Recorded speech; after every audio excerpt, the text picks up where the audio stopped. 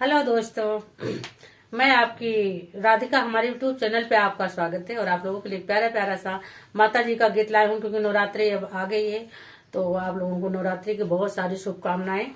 आप लोग भी अपने घर में जो है माता जी को मनाइए, खुश रहिए, मस्त रहिए, माता जी सब पे कृपा बरसाती रहे। चलो हम लोग गीत गुनगुनाते हैं।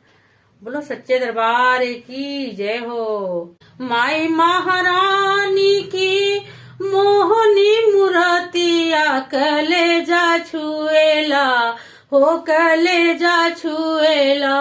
जैसे अड़वल के फूलवा से रस चुएला हो कि रस चुएला।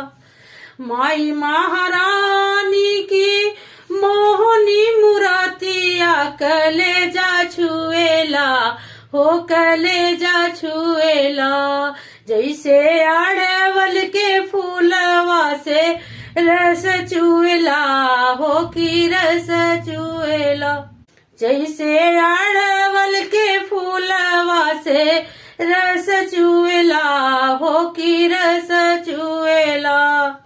सिरवा मुकुट टीका सोहेला ललाट हो, सिरवा मुकुट टीका सोहेला ललाट हो।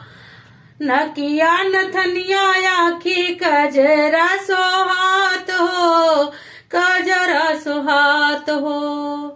लाल लाल होठवा पे सोएला ललाइया, कलेजा छुएला हो, कलेजा छुएला।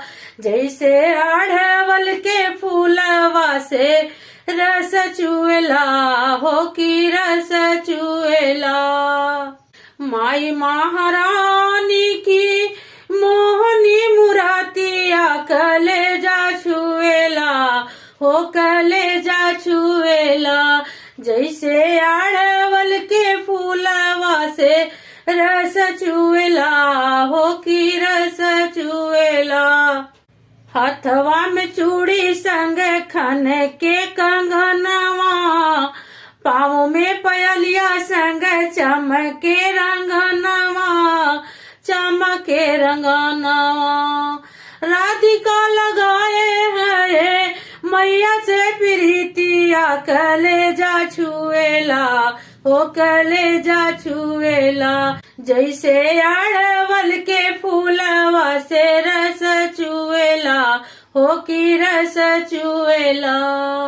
माई महारानी की मोहनी मुरातिया कलेजा छुएला हो, कलेजा छुएला।